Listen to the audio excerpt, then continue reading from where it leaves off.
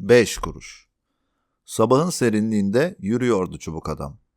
Kafasında 2 tel saç, göğsünde kocaman bir papyon ve omuzunda içi tamamen boş bir çanta. Ama o çanta hafif değildi.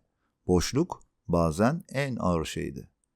Tam da biraz daha yürüsem belki hayat bir anlam kazanır dediği anda ayaklarının ucunda bir şey parladı.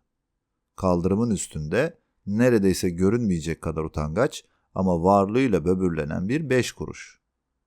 Çubuk adam elini uzattı. Henüz paraya dokunmamıştı. Üzerindeki yazılar silindi. Tek bir kelime belirdi. Hazır mısın? Çubuk adam hazırdı galiba. En azından diyebildi. Çubuk adam hazır olmaya her zaman hazırdı. Para kıvrıldı. Yani büküldü. Yani bir spiral oldu.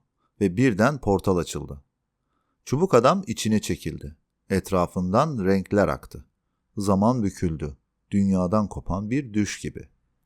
Gözlerini açtığında kendini göremedi. Çünkü burada aynalar yoktu. Kendini görmek fazlaydı. Zemin metalikti.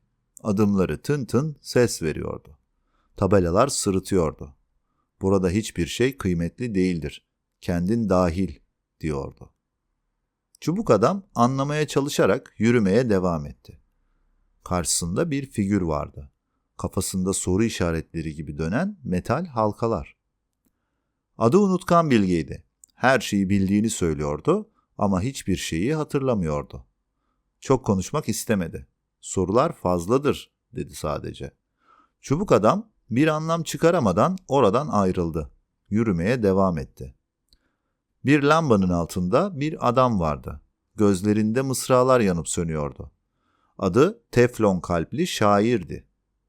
Kalbi hiçbir şeyi tutmazdı ama her şeyden biraz yanık kalır diyordu.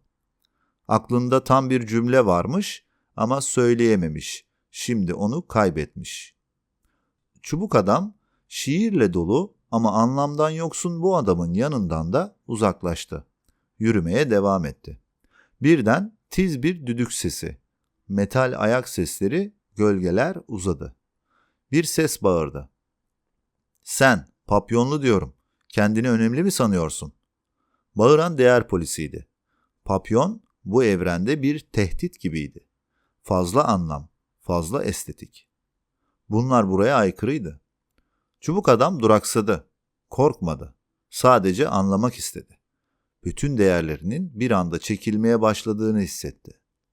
Çubuk adam bu evrende bir şeylerin yanlış olduğunu çok geç olmadan anlamıştı.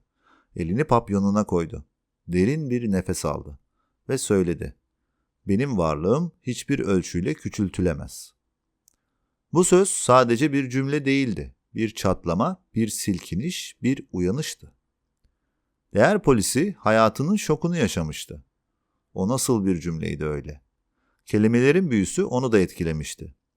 Ve o anda çubuk adam kanatlı kırbaça dönüştü. Kanatlı kırbaç içindeki çekirdekti. Kökü unutulmuş bir benlik, hiçlikte bile çalışan bir el feneri. Ve dudaklarından döküldü fısıltı gibi bir cümle. Kendini bilen her evrenden çıkabilir. Tekrar bir portal hiçlikten belirdi ve kanatlı kırbaçı içine çekti. Geri döndü. Ama artık hiçbir şey aynı değildi. Papyonu aynıydı ama artık bir süs değil, bir hatıraydı. Omzundaki çanta boştu ve artık hafifti. Çünkü içinde artık kendisi vardı. Bir tabela söyledi son sözü. Gerçek değer içeriden fısıldar.